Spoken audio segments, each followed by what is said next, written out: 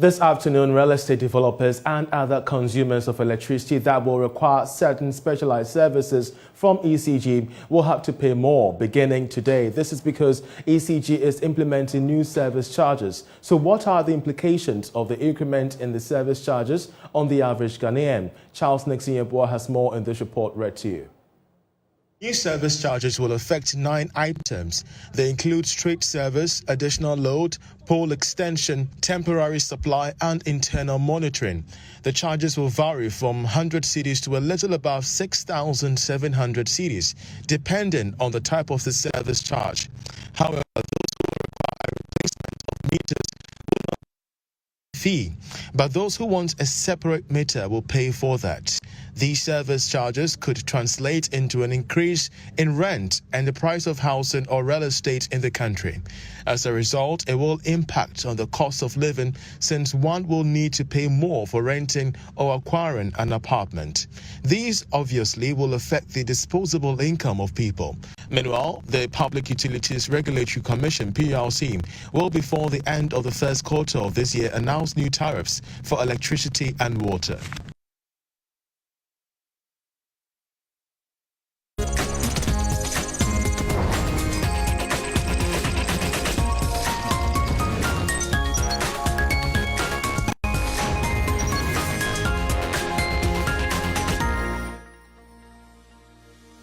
And we shall keep an eye on that story from the ECG. But away from that to a developing story, the National Petroleum Authority has directed oil marketing companies and liquefied petroleum companies to begin full application of the price stabilization levy on petrol, diesel, and LPG. Government has restored these levies to sustain subsidies to the supply of premix fuel for the fishing industry and residual fuel industry. This is particularly the reason why they've made this directive. Now, the directive comes barely 24 hours after the Institute of Energy Securities warned of fuel prices increasing by 25 pesos per litre from February the 1st if the suspended levies are reintroduced. Well, let's pull up the directive once again for you to appreciate what exactly we're trying to mean when it comes to the cost build-up. This is exactly the correspondence to, the entire, oil marketing companies and as well stakeholders within the sector. If we could scroll forward, we could get to appreciate, scroll up, you could get to appreciate the cost build-up that we're trying to help you understand in terms of the amount of levies that we're looking at. Petrol, 16 cedis per litre, diesel, 14 cedis, as well as LPG being 14 cedis. Already, we've had some people on the streets respond to this particular situation, and to help us appreciate in analysis, where this could mean, what this could mean to consumers, is Duncan Amwa, Executive Secretary of COPEC, as well as Derek that's Fritz Moses of the Institute of Energy Securities on this matter. Gentlemen, welcome to the program. Let's start our discussion, though, by taking the views of consumers on the streets on the government's move. Most of them say they have not budgeted for this. Take a listen. For energy security is projecting an increment in the prices of petroleum products across various pump stations across the country. And this, according to them, is in line with the upsurge of prices with respect to commodities in the international market. We are currently here at the Circle station just to engage Ghanaians on whether they have extra budget for this, or better still, they are ready for such increment. I'm not having any budget available now. Okay, as of now, there's still the e-levy ongoing. Because if you look at how things are going, we are really suffering. So if the government decides now to increase the price of the fuels, I think maybe with the ordinary Ghanaians, we are just going to suffer. There are other things that the government needs to take care of. As at now, school fees war. Foka akɔtɔ adeɛ ketewa bi kora ba enye sika ketewa. Mesia wo ni sika wo nko kromo. Into increase fuel, how does he expect us to cope with? My issue has been with leadership in this country. Party A comes to power, all the things he fails to do, he goes to opposition and then tell us he is ready to do them. why there was this hula balloon about increments in fuel prices, which caused a lot of arguments and a whole lot of conversations in this country. It's been just 1 month after Christmas. There is a projection of increment in prices. What is our leaders doing? Ghanaians are never ready for any increment in fuel prices. We are not. You say free SHS. We want roads. You say free SHS. We need this. You say free SHS. After the free SHS, what can the MPP lay hands on? Also speaking to a section of Ghanaians, we told that they're simply not ready for an increase. My colleague James is shown on the streets there. Duncan Amoa with Colbeck. Break down for us what this means to the average consumer. Clearly, this is a very difficult one, and I am not sure that for most of us in the country, this is something we expected from government, particularly at this time, when world market prices for both crude and finished products on a certain increase trajectory. And so we wake up to this news of the NTA reintroduced, call it anger. Anger in the sense that some prices are already going up. The least authorities should have done and could have done should have been to find ingenious ways to bring down prices so as to maintain the little, fluidity in the economy as far as people's spending is concerned. Unfortunately, it looked as though the finance ministry, who should be a bit more concerned about the plight of all of us in the country, is now asking for stabilization and recovery levy of 16 pesos and 14 pesos, respectively, for petrol and diesel. And we think that this has got to be reversed within the next 7 days. Indeed. If it is not reversed, Darrell will be forced to go and pick it at the finance ministry, because this is a double slap in our faces. Unwarranted, something that is clearly avoidable. The president saw the hardship Ghanaians were going through November, December, and he directed that the stabilization should be zeroed. Unfortunately, just 2-3 months down the line, we are coming back to collect that money. Meanwhile, the real use for that money has been outlived long ago due to the price deregulation regime. You no longer are stabilizing petroleum products for anybody in the country.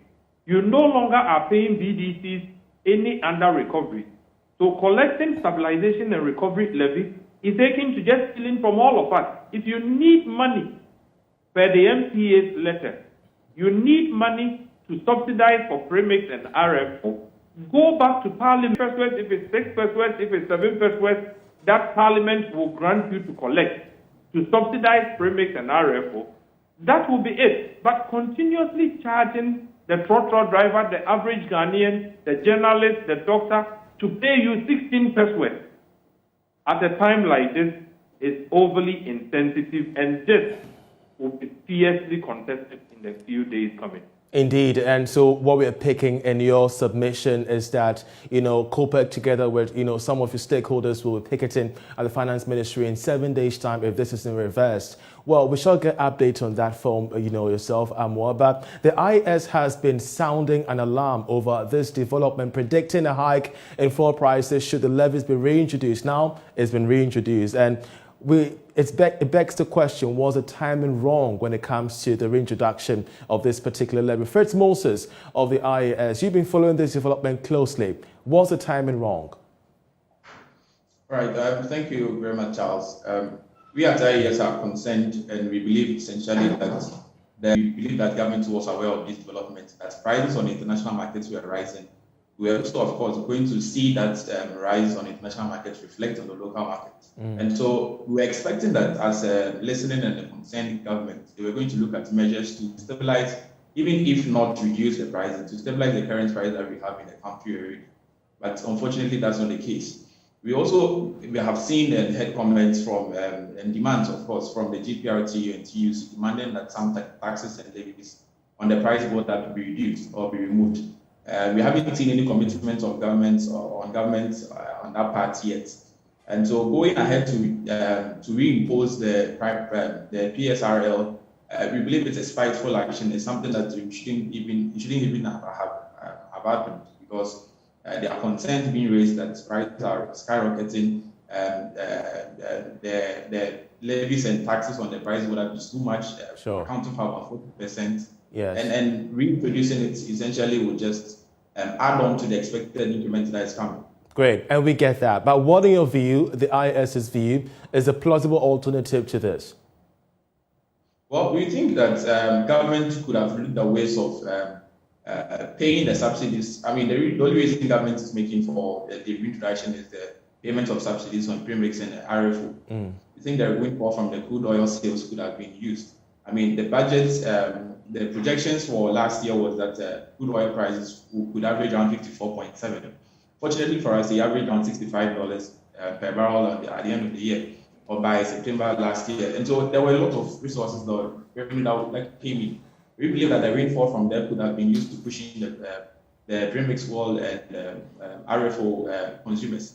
Unfortunately, that's not what the government has done. We also think that for so far long, the collection of revenues into the price stabilization and recovery levy have not been properly the levy at this moment. Fritz Moses, we're grateful for your submission there. Here's with the IS there expressing their concern over government's recent directive through the MPA. We're also grateful to Duncan Amwa for his submission there. We're also watching closely his statement regarding the ticketing at the Finance Ministry over this situation if it's not reversed in the next 7 days. But the LPG Marketers Association has also been raising concerns about this, warning of an increase in the cost of LPG if this is not taken back. Well, I think we have Gabriel on the line for us. If we do not, we do have Gabriel. Gabriel, we're grateful that you could join us. First of all, help us understand the impact that this could have on LPG prices. Paint to us a vivid picture. If it was going for a kilo, 75 kilo, how could this impact the price of averagely a 75 kilo gas cylinder there?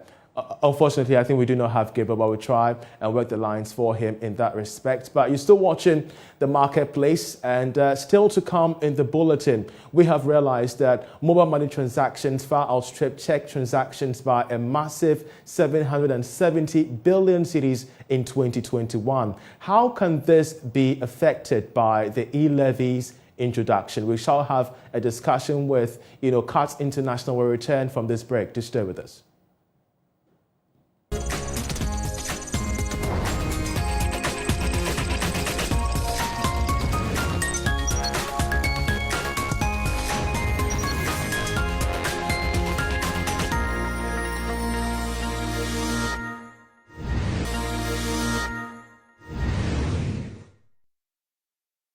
Now, mobile money transactions for last year far outstripped check transactions by a massive 770 billion Ghana cedis. That's according to data from the Bank of Ghana. This is compared to a little about 500 billion recorded in the 8 months of 2021. Charles Nixie-Yeboah has more in this report.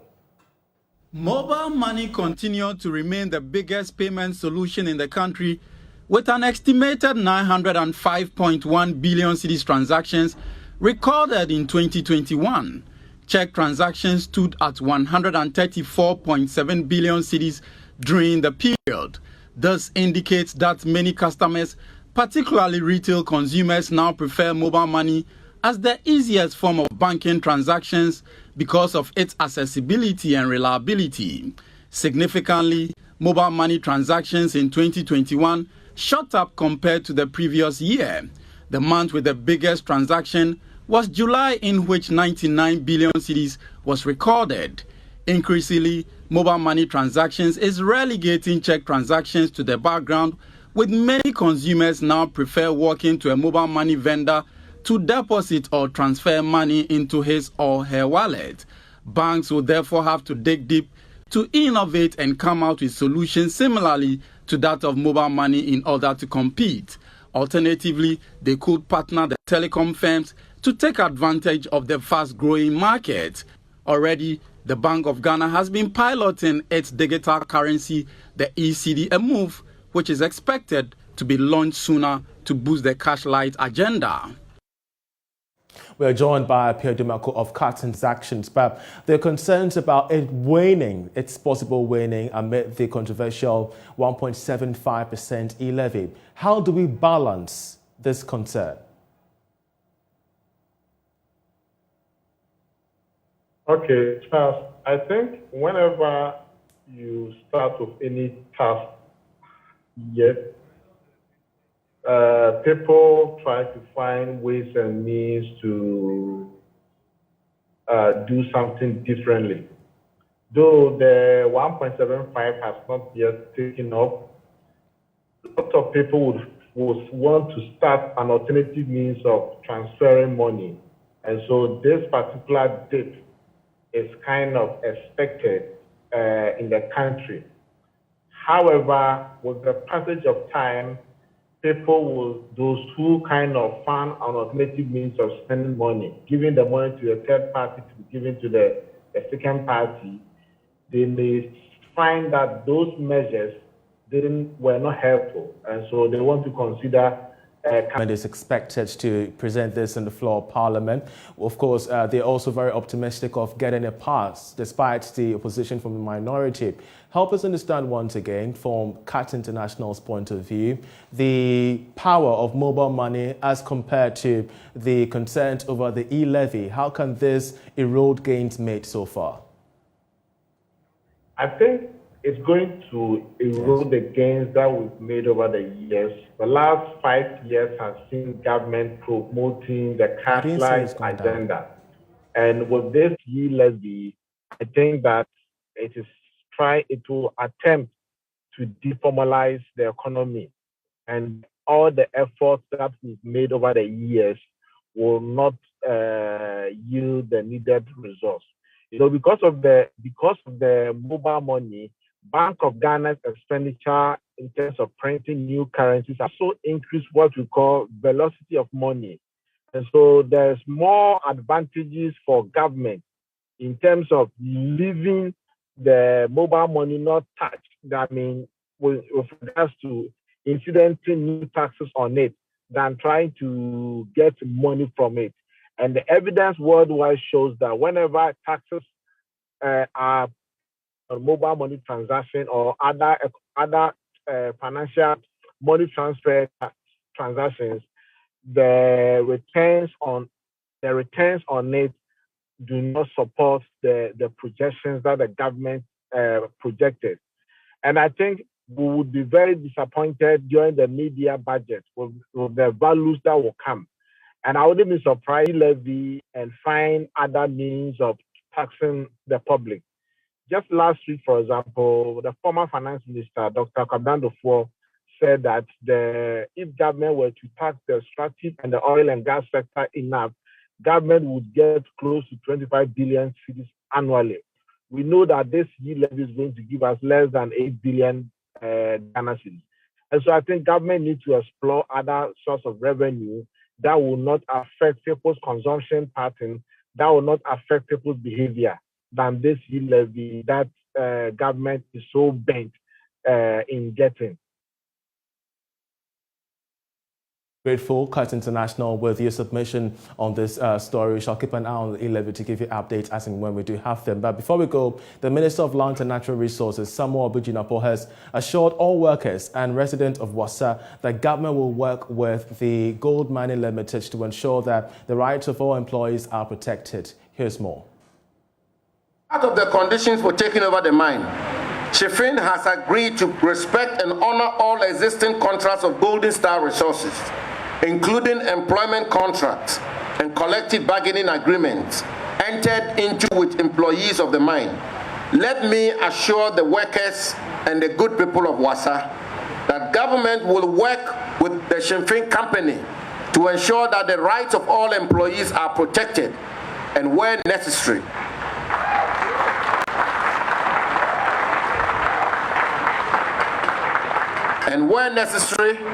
appropriate severance packages are paid in accordance with the laws.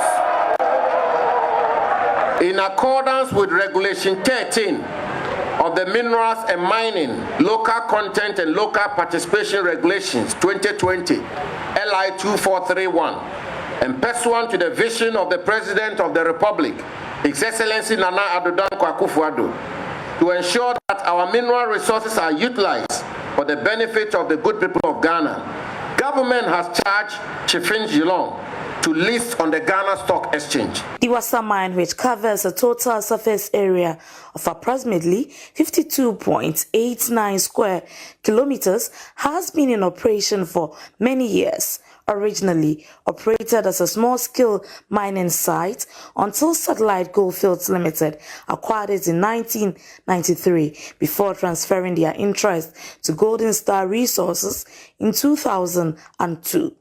As at the end of the year 2020, Golden Star Resources had produced about 2.4 million ounces of gold since its acquisition. Well, that'll be all for The Marketplace with me, Charles Ayete. But for more business news, do log on to myjoyonline.com where you can get updated on development in Ghana and the rest of the world. Many thanks once again for watching. Enjoy the rest of our programs.